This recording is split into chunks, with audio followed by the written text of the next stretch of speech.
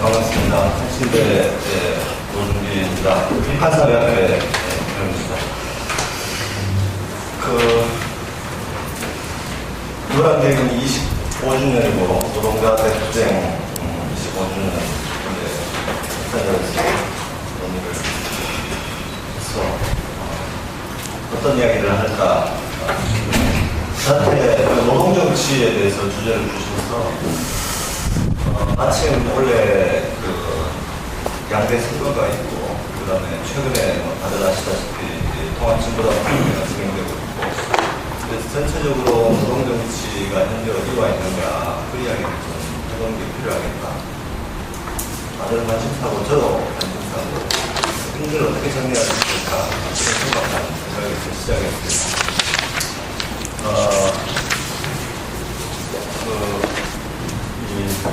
통합진보당 사태 관련이라고 이제 제가 제목을 달았는데, 총선하고 통합진보당입니다. 크게 보면 노동정치 내부에서 진보정치운동이라고 하는 것이 현재 여러 가지 어려움을 부닥쳐 있는데, 그 핵심적인 내용은 뭘까? 이런 게 큰 토론입니다. 여러 가지 토론회들이 많이 있었고, 정당에서 주최하는 토론회 혹은 시민사회단체, 또 학회에서 진행하는 토론회가 많이 있었습니다만, 점점 더 혼란스러운 것 같고, 또 언론 보도에 따르면 종북파 문제만 드러나 있는 그런 상황입니다. 여러 가지 정치적 이데올로기죠. 그런 요인들이 혼란스럽게 되어 있는 것 같습니다. 그래서 제가 가지고 있는 문제의식은 발전 첫 페이지의 하단에 기본적으로 이게 현재 진보정치 세력이라고 일컬어지는 세력 중에 일부 분파의 문제가 아니다, 이런 생각이 있고요. 또 하나는 특히 이게 무슨 전략이나 전술상의 오류로부터 발언하는 그런 종류의 원인을 주체 전략에서 찾을 수 있는 그런 종류의 문제가 아니다라는 생각을, 말하자면 전략이 아니라 구조가 문제가 있다라고 하는 생각을 했습니다. 그래서 이제 그런 기본적인 몇 가지 문제의식 하에서 몇 가지 개념을 이용해서 그림을 한번 그려봤습니다. 그래서 이게 완전한 어떤 제 주장이거나 이렇게 힘든 조건이고, 보시다시피 발표문도 완전한 논문이 아니라 그냥 발표문 형식으로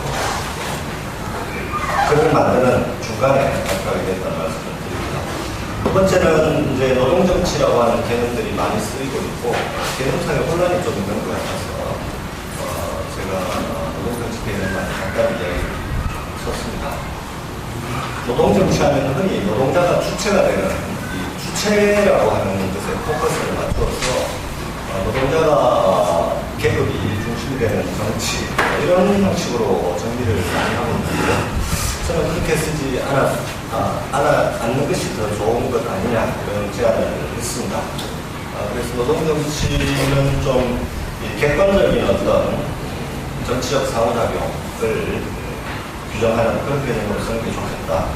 그리고 노조활동과 정당활동을 다 결합하는, 노조활동에서의 정치도 노동정치인 거죠. 그 다음에 제도정치와 운동정치도 모두 포괄하는, 정당운동만 노동정치가 아니라는 것이죠. 그 다음에 미시정치, 거시정치도 다 포함하는 것이죠. 또 하나 중요한 것은 이 정치의 주체가 노동자 계급 일반이 아니라 자본도 있고 국가도 있고 여타 계층도 있는 그런 정치라고 하는 것, 그래서 전략적 상호관계라고 하고 있습니다. 이런 노동정치가 물질적으로 연결된 것, 그것을 저는 노동체제라고 하는 말로 쓸 수 있다고 생각을 했습니다. 이 노동체제를 두고, 구조적 조건의 노동체제를 두고 주체들은 자신의 전략적 기획들을 가지고 다툼을 하는 것이죠. 그것과 관련된 전략을 표현하는 개념이 헤게모니 프로젝트 혹은 국가 프로젝트, 이런 개념입니다. 제가 쓰는 이런 쭉 개념들은 대체로 밥제소이라고 하는 연구학자의 국가론을 쓰고 있습니다. 그 이론적인 방향을 제가 쓰진 않았습니다. 어쨌든 그런 틀이고요. 그다음에 전략이 아니라 구조로 본다라고 하는데 결국은 그것은 1987년부터 현재까지 한국의 노동 정치가 대체로 어떤 틀위에서 형성되었고 변화했는가 하는 것을 보여주는 것이 필요하다고 생각합니다. 그걸 서로 간략하게 써놨는데요. 아까 이전 발표에서도 나와 있었습니다. 논란이 있었습니다만 축적체제의 변동 문제 또는 관료들의 문제라고 이야기되었습니다만 제가 이야기하는 국가체제의 문제 또 이런 이제 노동 정치를 규정하는 구조적인 요건 위에서 87년에 형성된 이른바 1987년 노동체제 이것에 관해서도 자세하게 말씀드리지는 않겠습니다. 저는 대체로 97년을 전환점으로 해서 이 87년 노동체제는 해체, 그게 한꺼번에 사라지는 이런 해체는 아니겠습니다만 어쨌든 질적으로 전환점에 이르러서 97년 이후에는 해체되고 97년 이후에는 종속적 신자유주의 노동체제가 형성되었다고 합니다.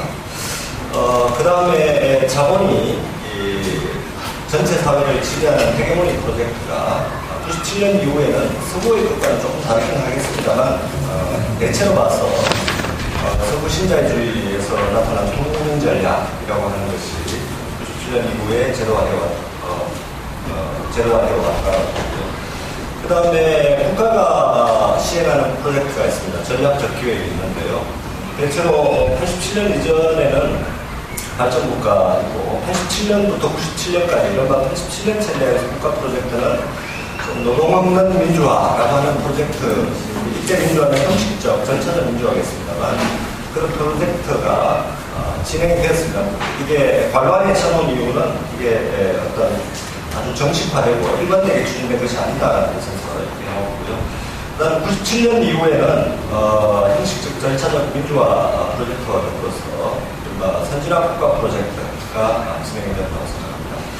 그 다음 이 노동개혁을 중심으로 한 체제 저항 세력들의 대학 헤게모니 프로젝트는 민주화 프로젝트에서 97년 이후에는 민주화 반신자유주의 프로젝트 같다 이렇게 생각을 합니다.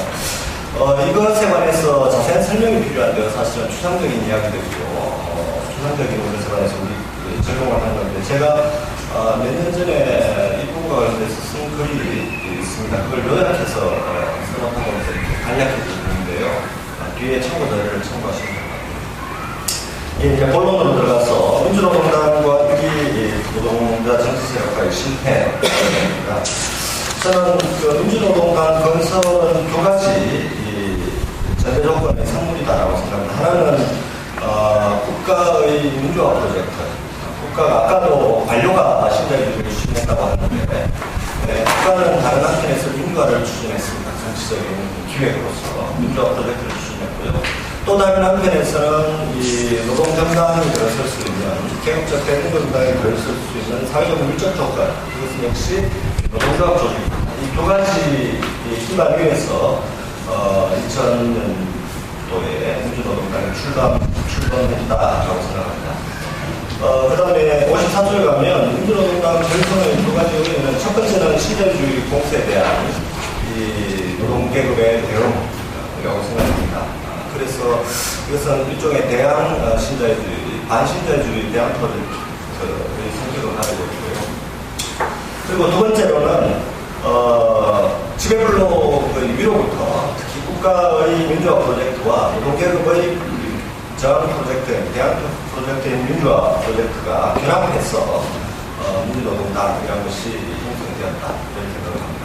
아시다시피 87년부터 97년까지도 이른바 좌파정당 건설이라고 하는 것이 거의 매년 시도되어 왔으나 10년 기간 동안 수십 개는 아니겠습니다만 10여 개에 가까운 노동계급 정당을 지원하는 정치 세력화 운동들이 실패했습니다.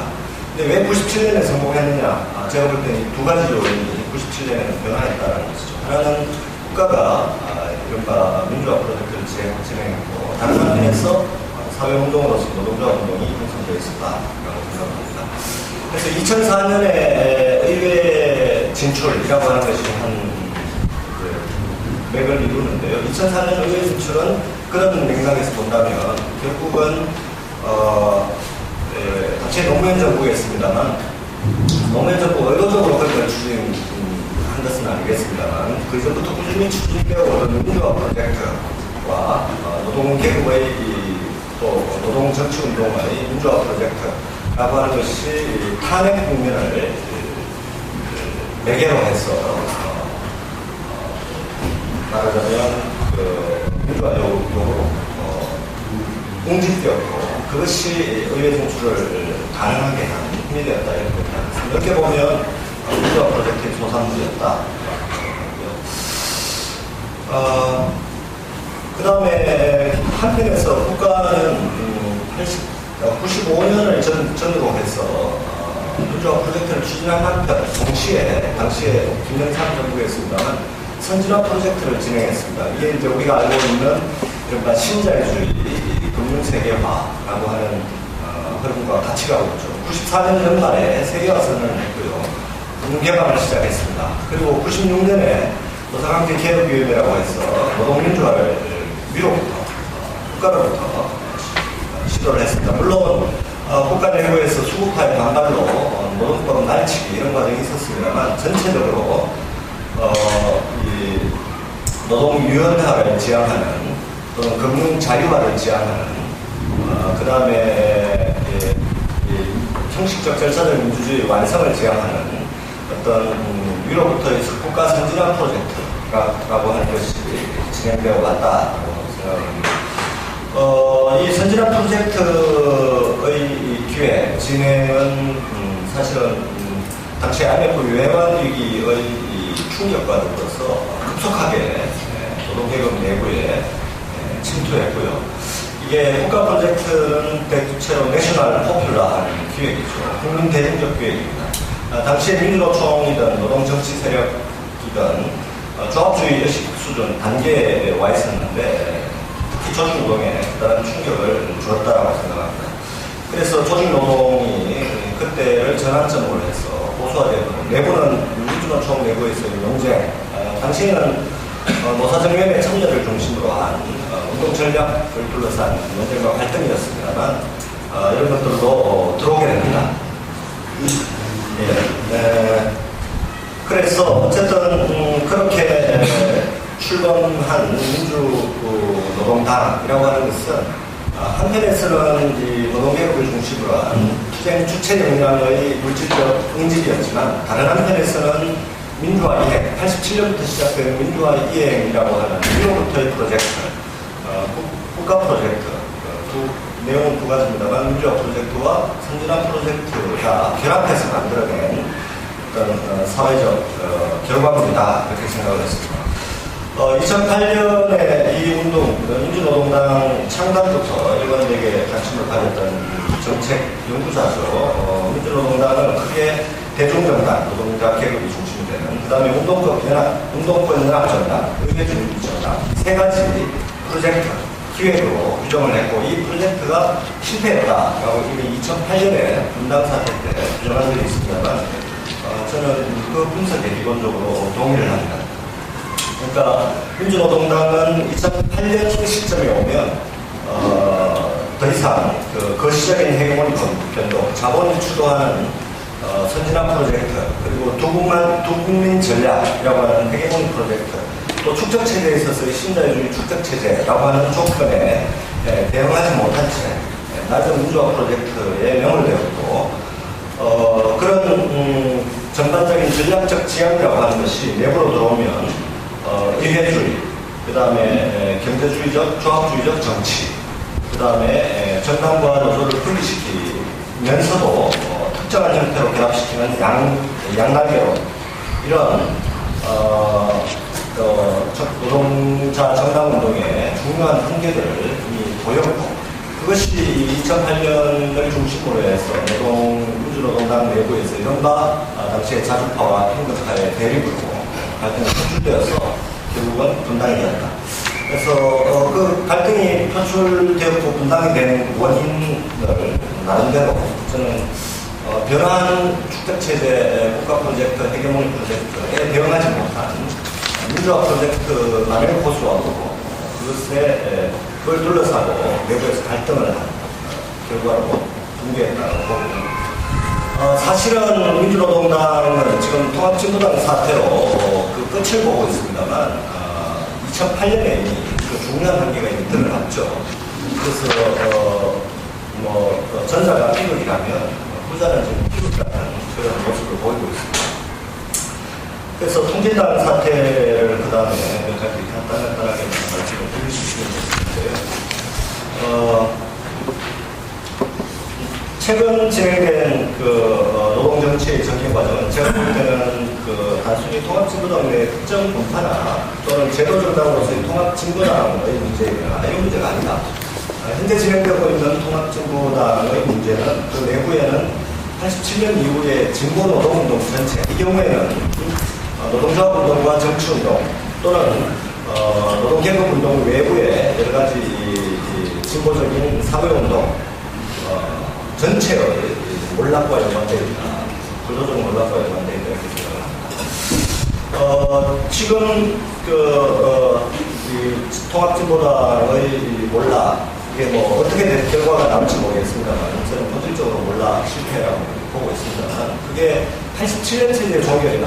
이렇게 이제 많은 분들이 토론회나 그래서 언급을 하고 있습니다. 제가 볼 때는 87년 체제는 이미 97년을 전환적으로 해서 무너졌다라고 보고요. 그 이후에 만들어진 헤게모니에 의해서, 자본의 헤게모니에 의해서 노동개혁운동이 구조적인 추세에 몰리는 것을 표현하는 것이다. 따라서 이건 87년 체제의 붕괴가 아니라 이른바 신자유주의 체제의 노동개혁운동에 대한 전반적인 반격이고 커다란 헤게모니 전환을 최종적으로 표현한 것이다. 이렇게 생각을 합니다. 말하자면 87년부터 97년까지는 전체 계급 역관계에서 노동계급이 민주화라고 하는 담론을 중심으로 일정한 헤게모니를 행사했다면 97년 이후에는 그 헤게모니를 계속 쥐고는 있지만 더 이상 영향력을 행사하지 못하고 이제는 선진화 혹은 신자유주의 효율성이라고 하는 새로운 헤게모니가 전체 국민 대중 나아가 심지어 조직 노동자들까지 장악하고 있는 그런 헤게모니 변동을 표현하는 결과이라는 겁니다. 그리고 최근에 민주노총이 통합진보당에 대한 지지를 철회하는 그런 결의를 한 적이 있고 저도 그 자리에 앉아 있었습니다만 그때 든 생각이 이건 민주노총이 지지를 철회하는 문제가 아니라 민주노총이 통합진보당 사태의 원인이고 그게 만일 진보 세력 전체에 대한 어떤 피해를 줬다면 민주노총은 그 피해를 받은 피해자가 아니라 피해를 가한 당사자, 가해자다. 이것을 이야기를 할 수밖에 없습니다. 민주노동당은 잘 아시다시피 민주노총이 만든 정당이죠. 이념적으로도 그렇고 물적 자원이라는 측면에서도 그렇고 그 사이에 정치 세력화의 과정이라는 면에서도 그렇고 민주노총이라고 하는 조직적 기반 위에서 그 이념적 틀 위에서 형성된 조직이었습니다. 이게 심각한 문제가 생기는데 사실은 그 문제의 뿌리는 이미 민주노총 내부에서 이른바 민주노조운동의 위기라고 했던 2005년 논쟁이 있었습니다만 민주노조운동의 논쟁에서부터 위기가 그 시점에서 심화되어 있었고요. 잘 아시다시피 조선동에서는 민주노총을 정규직 노총, 정규직 이기주의 이렇게 부릅니다만 그런 규정과 관계없이 그런 종류의 민주노조운동의 위기가 배타적 지지라고 하는 조직적 어떤 틀을 통해서 당으로 정의되었고 민주노총 내부의 이른바 정파 갈등, 매우 비민주적인 정파 갈등이 당으로 이전되었고 당이라고 하는 장에서 폭발한 그런 것으로 이해를 해야 된다 생각합니다. 물론 다 환원시키자는 것은 아니죠. 모든 문제가 민주노총 때문에 이런 뜻은 아닙니다만 적어도 상당한 정도의 구조적 원인이 노조운동에 있다 이렇게 생각합니다. 그 다음에 이런 구조적 변동, 헤게모니 변동에 대해서 민주노조운동이 대응을 하지 않은 것은 아닙니다. 반신자유주의 프로젝트도 추진이 된 적이 있고요. 좌파들에 의해서 있습니다만 전체적으로 보면 저는 지난 한 10여 년간 추진되어 온 이런 대항 헤게모니 프로젝트는 실패했다 이렇게 보는데요. 세 가지 실패가 통합진보당의 붕괴 깔려있다고 합니다. 첫 번째는 노동조합운동에서 수준에서의 산별노조 건설의 실패입니다. 자세하게 이야기하지는 않겠습니다. 아시겠습니다만 형식적 산별전환을 했습니다만 실질적 산별전환을 이루지 못하고 있습니다. 여전히. 그 결과 민주노조운동의 계급적 연대는 정규직, 대사업자 중심으로 국한되어 있습니다. 압도적인 다수의 미조직, 비정규 노동자들이 체계적으로 배제당하고 있고 조직노동인 민주노총이나 노동자운동 지도 세력이 이 점을 명확히 알고 있습니다. 그렇지만 이것을 전혀 해결하고 있지 못하고 계속 이 상태를 유지하고 있습니다. 그게 노동자 계급 대중들의 정치의식 발전을 결정적으로 가로막는 질곡으로 작용한 것이다. 두 번째로는 노조 정당 관계입니다.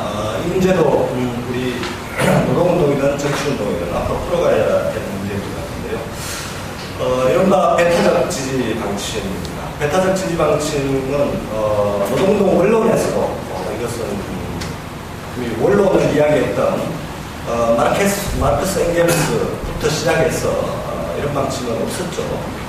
물론 현실에서 이런 방침과 유사한 그런 노조 정당 관계를 가지고 있는 서구노동운동이 있습니다. 대표적으로는 영국이고요. 선진국 중에서 더 대표적으로 우리와 비슷한 것은 일본 사회당과 총탄과의 관계였습니다. 그런데 많은 노동정치 연구자들에 의하면 그런 방식의 노동조합이 어떤 정당을 위헌적으로 정치적으로 일방적으로 지지하는 이 관계는 양운동, 노동조합운동에서도 그렇고 정치운동에서도 그렇고 양방에서 질곡으로 작용한다라고 하는 것이 일반적인 결론입니다. 그래서 이런 틀을 아무런 의식 없이 유지하고 있는 현재 민주노총과 통합진보당 2008년에 이 문제가 공개가 되고 이 문제를 노동운동의 공론의 과제로 끌어올렸습니다만 이 문제를 전혀 해결할 의지가 없는 민주노동당과 통합진보당이 자초한 그런 문제다라고 보이고요. 그 다음에 정파 문제입니다. 많은 사람들이 통진당 내부의 문제는 종북주의 문제가 아니라 패권주의 문제다 이렇게 이야기하는데 저는 조금 주장을 명확하게 위해서 저는 그렇게 볼 수 없다 제 생각은 종북주의 문제와 패권주의 문제는 연관되어 있다고 생각을 합니다. 종북주의 문제는 우리가 피하려고 해서 피할 수 있는 문제가 아니다. 진보운동이 이것은 어떤 방식으로도 우리가 부딪히고 해결해야 되는 문제인데 1980년대 후반의 시점에서 북한 문제, 통일 문제는 굉장히 진보적 의제로서, 진보운동의 의제로서의 함의를 가지고 있었습니다. 1989년, 80년대 후반 시점에서는. 그러나 시간이 많이 흘렀죠. 그 사이에 많은 남북관계 변화도 있었고, 세계사적 변화도 있었고, 현재 시점에서 통일운동 또는 반미운동의 의제는 현실적인 존재로서 있는 북한이라고 하는 현실적 정치 세력과의 관계 속에서 저는 그 진보성을 상실한 게 아니냐 이렇게 생각합니다. 종북주의 문제가 있다고 생각하고요. 북한이 있기 때문에 남한의 진보운동은 어떤 형태로든 그 문제에 대해서 대답을 하지 않을 수가 없다. 그런데 현재 통합진보당의 당권판 분명한 형태로 말을 하고 있다. 이 문제에 관해서 진보운동이 회피하거나 그냥 담합하거나 그냥 묵인하는 그런 방식의 운동을 더 이상 할 수 없다는 것을 저는 전파 문제, 이번에 통합진보당 사태가 보여준 것이 아니냐 이렇게 생각을 해서 여기까지를 써놓았습니다. 그래서 결론적으로 아주 큰 그림이고 많은 부분이 가설적인 개념에 의존해서 가설적인 그림을 제가 그려보았습니다만 노동정치의 원래 주신 제목은 노동정치의 미래에 관해서 어떤 대안에 관해서 이야기를 하라고 하셨는데 저는 미래나 대안을 이야기할 시점이 아니다라고 생각을 했습니다. 왜냐하면 현재 문제가 무엇인가에 관해서 사람들이 생각하는 바가 너무나 다르고 전파적으로 판단하고 있기 때문에 이 문제를 좀 더 심도있게 논의해야 된다라고 하는 문제의식에 출발했고요. 저는 정당 주체들의 오류, 어떤 특정 집단의 패권 혹은 비민주성 이런 문제로 돌리는 문제가 아니다. 상당히 구조적이고 거시적인 변동 과정에서 만들어진 전체 진보운동, 나아가서 전체 노동운동의 위기를 상징하고 있는 것이 최근 통합진보당의 사태다. 이렇게 좀 크게 이야기를 했습니다. 구체적으로 보면 국가와 자본이 신자유주의 축적 체제 속에서 추진하고 있는 헤게모니 프로젝트, 구체적으로 선진화 프로젝트가 다수의 노동대중, 시민들에게 정치적 영향력을 확대해와서 지구정치가 수세에 몰렸다. 그래서 사실은 이번 4.11 총선 전에 마치 2013년에는 87년에 번갈 만한 새로운 체제 변동, 아까 오전에 아마 그런 논의가 있었을 텐데요.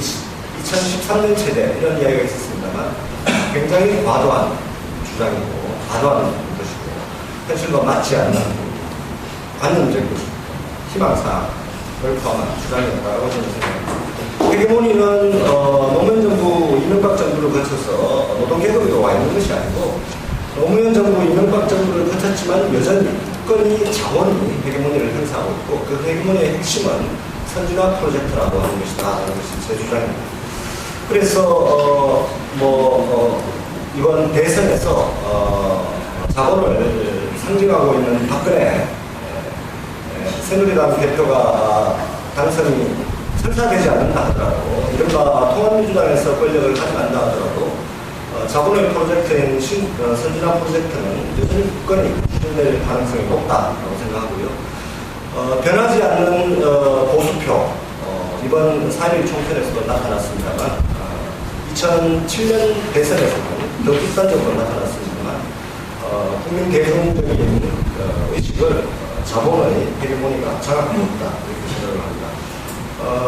그것을 표현한 또 하나의 형태가 통합진보당의 최근의 몰락 그런 현상이다 봅니다. 그래서 통합진보라는 사태의 본질은 선거부장이기보다는 오히려 진보당의 무경화 이런 자본의 헤게모니 선진화 프로젝트에 진보 세력, 진보 정치 세력조차도 견인되고 흡수되는 그것의 제도적 형식은 통합진보당이 출연하게 된 3세력 통합, 이른바 선진화 프로젝트나 신자유주의의 주도 세력이었던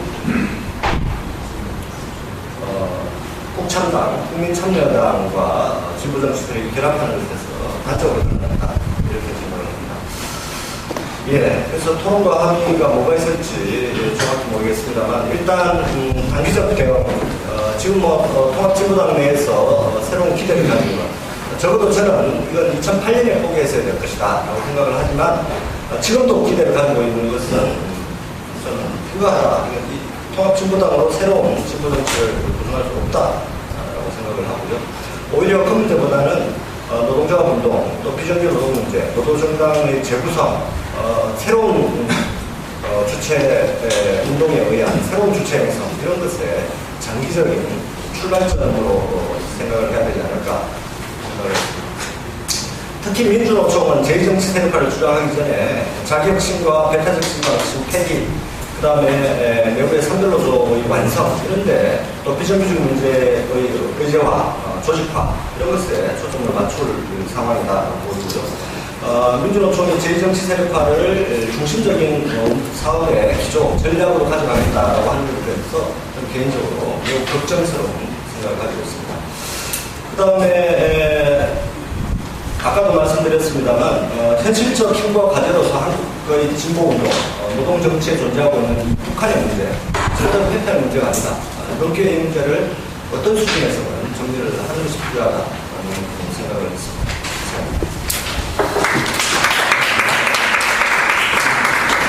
통진당과 관련한 주제는 여러분들도 많이 아실 거거든요. 신문을 보시고, 회원들도 보시고, 고민도 하실 거고, 그럼에도 불구하고 스트레스를 굉장히 많이 주는 그런 또 주제인 것 같기도 합니다. 사실 아까 한 선생님 말씀, 내선 선생님 말씀하셨던 것 같은데요. 친구하고 이렇게 관계가 멀어지면 통진당 이야기하는 게 제일 좋은 것 같습니다. 저 같은 경우에도 페이스북에서 친구 관계가 많이 끊겼습니다. 그리고 심지어 이제 과거에 이제 학교 다닐 때 조금 나와서 지역에서 일이 그때 만났던 이 분들하고 이번 계기를 통해서 아주 인간적으로 아주 가까워지는 그런 계기가 돼서 상당히 힘들고 고통스럽습니다. 그리고 최근에 이제 레디안이나 경향신문의 통진당 문제와 관련해서 조금 배성희 선생님이 말씀하셨겠지만 이야기를 하다 보니까 또 찍히는 게 있더라고요. 왼쪽으로 적혀서 규정되는 부분이 있습니다. 그래서 참 요즘에 좀 어렵습니다. 예, 길게는 하지 않으려고 하고요. 워낙 많이 아시는 거니까 간단하게 이 내용을 검토하고 또 선생님, 노중래 선생님에게 좀 질문들만 던지고 그리고 정리하도록 하겠습니다. 대체적으로 저는 굉장히 즐겁게 읽었습니다. 사실은 저 또한 이렇게 많이 혼란했었거든요. 이 문제를 어떻게 볼 것인가, 어떤 스탠스를 취할 것인가에 대해서 저도 막 왔다 갔다 질문을 했는데 노중래 선생님 글을 읽고서 어떻게 하겠구나라는 생각을 좀 하게 되었습니다. 어쨌든 이제 완결적으로 정의되어 있는 논문은 아닌 것 같은데요. 그래도 진보 좌파가 어떠한 입장과 감정, 어떤 실천 이런 것을 할 것인가에 대한 나름대로의 또 방향을 가지는 건조적으로 있는 그런 부분인 것 같습니다. 일단 내용을 보니까 한 3가지 정도로 정리될 수 있을 것 같습니다. 일단 노중래 선생님은 80년 이후 지난 20년의 노동정치 역사를 1단계로 보고 있는 것 같고요. 이건 이제 10대로 규정하고 있는 것 같습니다. 그래서 2단계 노동대 정치 세력화, 노동정치는 새롭게 재편되고 재구성되어야 된다라는 관점에서 이야기하고 계시는데요. 아까 말씀했던 이 선진화 국가 프로젝트, 부국민 전략, 이 전략에 노동자들 혹은 진보정치, 노동정치가 제대로 대응하지 못하거나 파괴됐다는 식으로 관점에서 설명하고 있는 것 같습니다. 두 번째는 통진당 사태 혹은 그 전에 어떤 총선 결과 이런 문제를 단순하게 어떤 주체의 오류에서 접근하는 것이 아니라 거시 구조적인 변동 속에서 또한 전체 운동 세력의 전략적인 어떤 실패 속에서 원인을 찾으려고 시도하고 있는 것 같습니다. 물론 이제 통진당 사태의 원인은 대단히 복잡한 부분들이 있을 것 같아요. 물론 이제 선생님들은 위기 어떤 이 원인의 어떤 복잡성들에 대해서 부정하지는 않는 것 같고요. 다만 이제 제가 굉장히 긍정적으로 봤던 것은 위기를 그동안에 타정화시키는 게 굉장히 많습니다. 예를 들면 당권파 같은 경우에는 조중동이라든지 혹은 미제국주의라든지 혹은 NL과 PD의 전쟁이라든지 이런 식으로 어떤 위기를 타정화시켜내고 전문화시켰던 질문들이 있는데요. 지금도 선생님의 논리에서는 통일당 사태를 우리 진보 정치의 모종의 위기로, 분화적 위기로 이야기하시면서 이것을 평등파까지 포함하는 당권파뿐만 아니라 이 평등파까지 포함하는 민주노총, 민주노동운동을 포함하는 전체 진보정치 진영의 어떤 위기로서, 문제로서 받아들여야 된다 이런 이야기를 하고 계신 것 같습니다. 그래서 전반적으로 이 노동정치 왜곡과 불절을 의회주의, 양날개로의 어떤 문제, 그리고 반신자유주의 프로젝트가 아니라 민주화 프로젝트를 이제 핵심 문제로 설정했던 지난 시기 운동의 어떤 과정과 실천에 있어서의 문제들을 지적하시는 것 같습니다. 세 번째로 이건 굉장히 논쟁이 될 수 있는 부분이 되는 것 같습니다. 뭐냐면 진보정치와 북한과의 관계 문제인데요. 선생님께서는 이제 통일당 사태를 이 당권파의 어떤 패권주의 문제뿐만이 아니라 종북주의 문제와 연관되어 있다고 이제 이야기를 하셨는데요. 물론 저도 이제 그런 부분에 굉장히 관련성이 없다라고 보지는 않습니다. 이 부분은 이제 상당히 논쟁이 될 수 있는 여지가 있습니다. 그렇다면 N을 내부로 주사파가 있고 자주파 이렇게 분류할 수 있지 않습니까? 그래서 종북주의 어떤 실체에 대한 문제라든지 종북주의 프레임이 갖고 있는 효과에 대한 문제 그리고 이것도 논의를 하겠지만 우리가 이제 운동 속에서는 종파가 존재하는 것이 있고 종파 속에서는 또 일정하게 연대 연합이라는 것도 있는 건데 이런 부분들도 어떻게 설정해야 될 것인지 고민을 좀 하게 되는 부분이 있습니다. 어쨌든 저도 이제 그 부분은 동의합니다. 왜냐면 자주파의 민족주의가 극진 민족주의가 아니라 심하게 퇴행되는 정도요. 보수 민족주의라는 어떤 노중희 선생님의 말씀에는 전체 동의하고 한편으로 이제 진보정당의 어떤 이러한 어떤 보면 민족주의를 넘어서게 나간다고 동의합니다.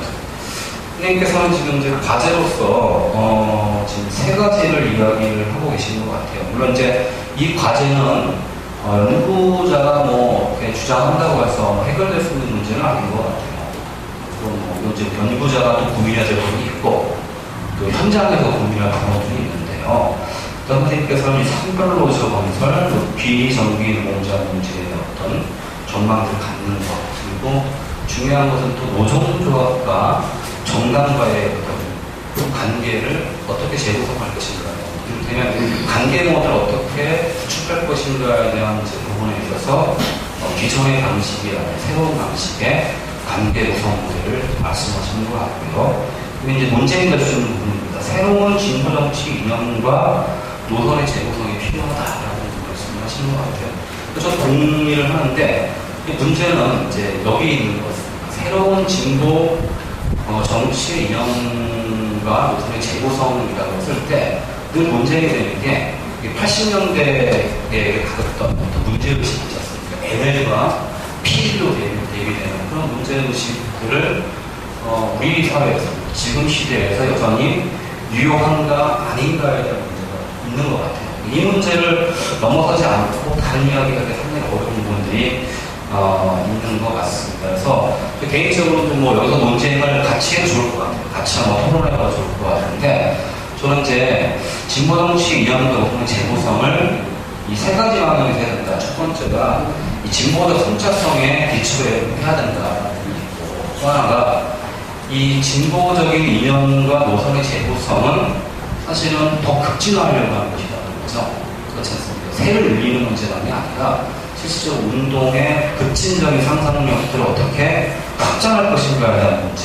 동시에 약간 모순될 수 있긴 하지만 대중적 역동성을 어떻게 접합을 해서 민주적인 경합 공간을 창출할 것인가에 대한 문제가 이 진보 정치 이념의 노선과 재구성에서 주요한 축이 아닌가 이런 생각이 듭니다. 그래서 개인적으로는 아까 선생님 말씀했던 것처럼 진보 정치의 어떤 위기가 사실은 권위주의 정권화에서 전개됐던 운동의 대대적 위기와 분리할 수 없다.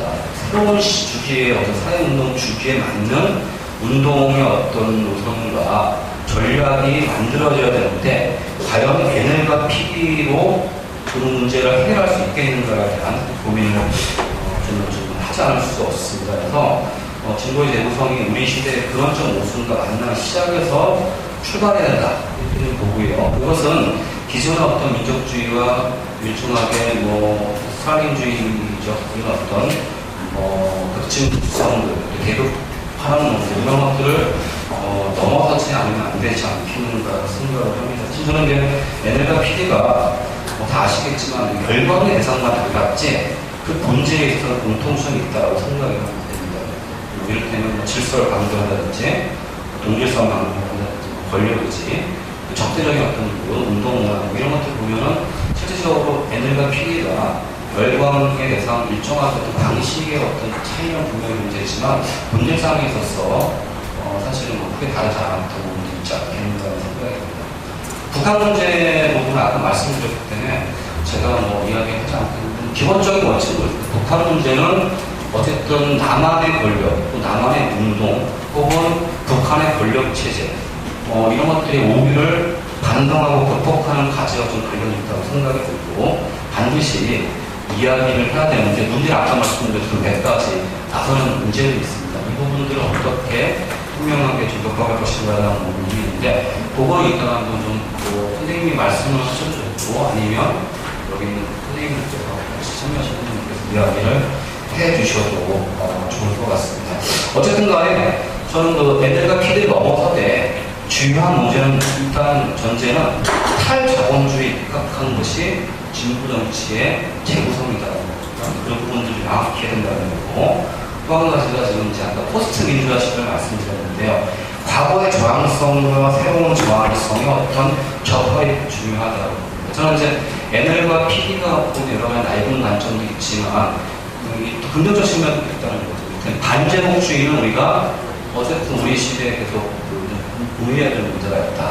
또 대중 노선에 대한 이유도 있다라고 생각이 들고 또 한편으로 노동자 중심성, 물론 이게 노동자 중심성이 상당히 추상적인 단어이긴 한데 PD가 하고 있었던 문제의식 중에서 반자본주의적인 어떤 문제의식, 노동자의 중심성, 어떤 사고들, 실천들 이런 부분들은 가져가야 되는 것이 아닌가라고 생각을 합니다. 그래서 과거의 저항성과 새로운 저항성이 접하의 문제라든지 제도적이고 구조적인 전략과 한편으로 또 이제 새로운 저항성의 공략을 아까 문화 이야기했는데 문화적인 전략의 결합이라든지 운동정치와 제도정치의 접합을 통해서 국가와 시장의 어떤 민주화, 사회화를 위한 대안 전략이 지구정치의 어떤 재구성과 새로운 가치 이념의 어떤 재구성 과정 속에서 깊이 고민되어야 된다고 보고 한편으로 포스트 민주화 운동의 어떤 이 연대의 연합 문제는 말씀했던 것처럼 통일연선에 근거한 이런 부분들은 아닐 거라고 보여지고요. 새로운 민주주의 동맹은 기본적으로 급진적인 어떤 노동과 민생 정치, 지역 홀뿌리 정치, 생활 정치의 급진적 변화와 대중적 역동성을 어떻게 접목할 것인가에 대한 문제, 노동 정치와 생활 정치가 어떻게 결합될 것인가에 대한 문제 속에서 고민들이 되어야 하지 않는다고 생각합니다. 본격적으로 노동 정치 문제와 관련해서 말씀드리면요. 저는 이 문제에 대해서 많이 고민하지 못했습니다. 저 오히려 오늘 이제 선생님의 토론자로 이렇게 선정되면서 자료를 이렇게 쭉 읽게 되는 과정이었어요. 그 과정에서 생각이 잘 정리가 되는데 일단 선생님 말씀하시는 어떤 민노당, 통진당과 민주노총의 관계를 지금 일정 전달 벨트와 보충 처리기간 이런 식으로 설명하셨는데 굉장히 많은 것 같습니다. 그래서 자판기와 전달 벨트 이를테면 민주노총은 진보정당에게 물적인 어떤 공공부대로 퇴락했다라는 부분들 그리고 이 정당은 민주노총의 대리기로 전락되어 있는 이런 문제들이 있다고 생각이 되는데 이걸 어떻게 넘어설 것인가에 대한 문제가 중요하다고 생각이 들어서 정치 경제주의 특히 이제 이 조합주의 경제주의 이런 것을 넘어서서 실질적인 노동 정치의 주체로 노동자들이 어떻게 살 것인가에 대한 문제가 고민되는 것 같습니다. 어느 당을 선택할 것인가의 문제가 아니라 중요한 것은 진보 정치의 주체로 세우는 문제와 진보 정치, 노동 정치의 토대를 구축하는 문제가 상당히 중요하다고 봅니다. 그래서 전자가 일정하게 노동 정치의 계급성들을 갖춰나가는 문제, 계급적 주체를 만드는 문제와 동시에 이념적인 어떤 가치와 지향을 만들어 나가는 문제라고 한다면 후자의 문제는 이를테면 이제 이것이 어떻게 사회적으로 실현해낼 것인가에 대한 문제라고 생각이 되는데요. 아무튼 이런 문제를 통해서 지금 말씀하시는 이념의 후퇴라든지 종파주의 회합이라든지 의회주의, 대리주의, 어떤 물량주의 넘어서는 부분들 이런 것들 너무 고민을 해야 되고 또 일정 정도 진보 정치가 강령의 문제라든지 혹은 하부 단위에서 다양한 사회운동과 어떻게 유기적 결합할 것인가 체계 구축 문제라든지 이를테면 의회정치와 노동정치가 어떻게 결합할 것인가 의회정치와 사회운동이 어떻게 결합할 것인가 경제투쟁과 정치투쟁이 어떻게 결합할 것인가 현장과 지역이 어떻게 결합할 것인가에 대한 어떤 논의들을 통보하는 과정 이게 그냥 중요한 문제가 아닐까라는 생각이 듭니다. 물론 이제 공모합니다. 이렇게만 얘기하면은 구체적인 경우가 프로그램 제시하지 않기 때문에 공모하긴 하는데 이런 문제의식 속에서 저는 어떤 이런 논의 속에서 문제가 좀 확산될 수 있지 않겠는가 이런 생각을 하게 됩니다. 정리를 하게 되면요. 딱 3가지 정도만 한번 논의를 좀 질문을 던지고 말겠습니다. 좀 정리해서 첫 번째 개체적인 논의들을 다 정리를 하되 이를테면 이제 진보정치의 재구성과 관련한 80년대식의 어떤 문제의식들 이것들이 여전히 유효한 부분인가에 대한 이야기를 한번 듣고 싶고요. 또 하나가 이제 노조와 단관계 규정과 관련해서 선생님 이제 노동조합이 대당이 이제 당에 이렇게 끌려다니는 역할, 끌려다니는 측면들을 이야기를 하는데 한편 걱정되는 부분도 있어요. 예를 들면 민주노총에 대한 과도한, 약간 좀 모순된 얘기긴 한데 민주노총에 대한 과도한 비판을 하는데 이게 좀 과도하지 않는가 이런 생각도 가끔씩 들 때가 있어요. 이 정파들은 늘 이렇게 지방적으로 운동을 하고 있는 거고 노동조합은 물론 이제 조합일도 해야 되고 당일도 해야 되고 또 지역 운동도 해야 되고 등 여러 가지 다양한 요소를 하고 있는 그런 어떤 좀 열악한 조건이 있는 것 같습니다. 그런 부분들을 고려하면서 좀 일정하게 주체적 운명한 조건을 고려하는 당과 노동조합의 관계 설정 모델을 무엇인가에 대한 이야기를 좀 듣고 싶고 세 번째는 정파 문제인데 NL과 PD는 이를테면 지금 통합진보당에 있는 NL과 또 밖에 있는 이제 좌파 혹은 진보신당 이쪽하고 함께할 수 없는 것인가 이런 문제도 한번 좀 아주 의문인데 이야기하고 싶어요. 왜 그러냐면 실제로 요즘에 정영태 선생의 파벌이라는 제가 좀 지난번 토론에 나가서 그래도 재밌게 들었던 이야기가 뭐냐면 실질적으로 파벌이 갖고 있는 이중성과 양면성이 있다는 거죠.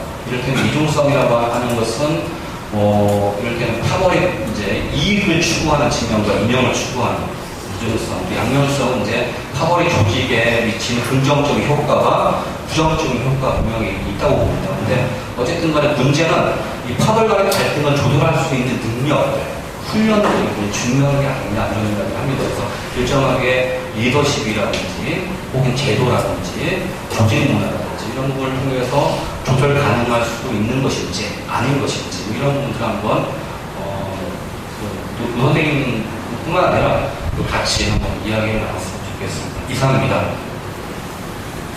네, 고맙습니다.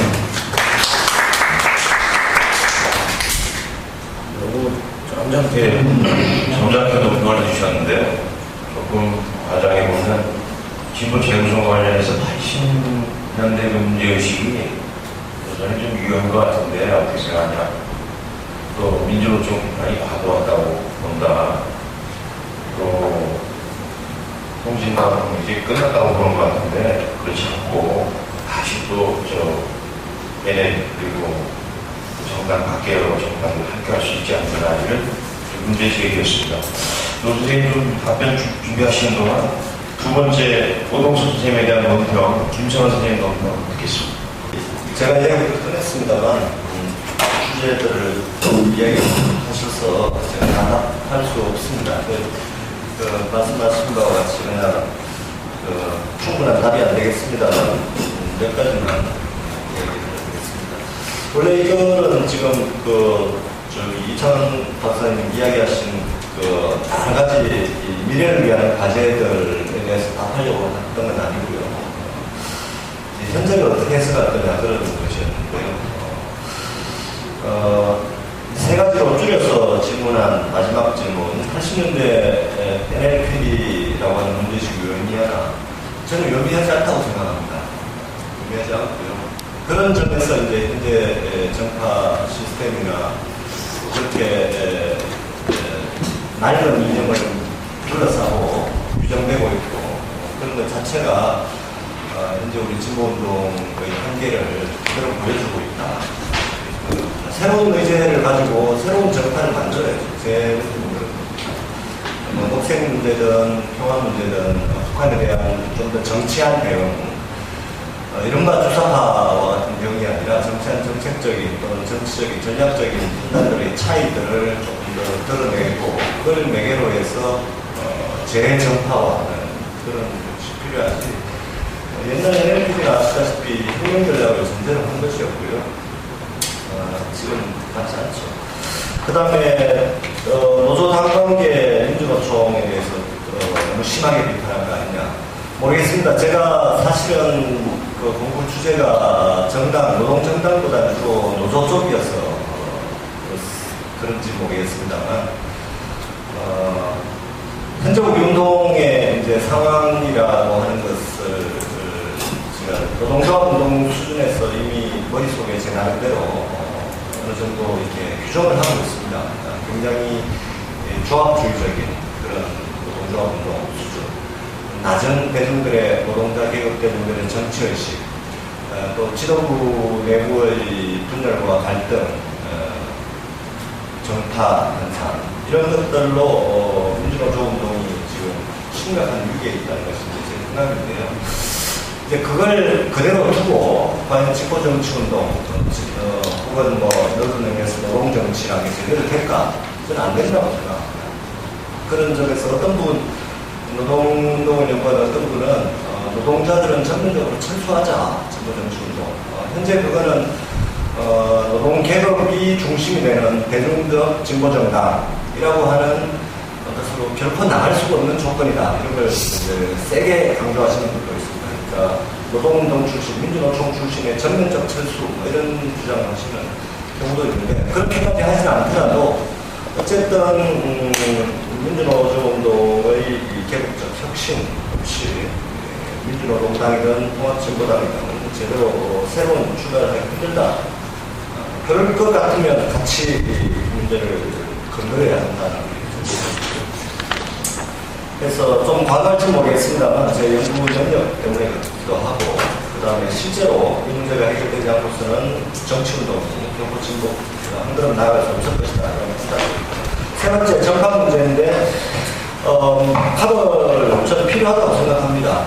현재 같은 형태 민주노총과 연결되어 있고 또 뭐 이른바 실체가 이런지 모르겠습니다만 주사파, 당권파 지금 보는 여러 가지 형태나 2008년도에 그 민주노동당 말기 2008년 대선 7년 대선 전을 보였던 그런 형태들을 하는 그런 정파가 더 이상 존재해서는 안 된다 그렇게 보고요. 그래서 현재 NLPD와 함께할 수 있나 없나 뭐 사람으로야 함께 할 수 있겠죠. 대중정당인데 다만 현재의 틀이나 현재의 기제나 현재의 정치적 조직화나 이걸 그대로 가져갈 수 없는 거 아니에요? 예,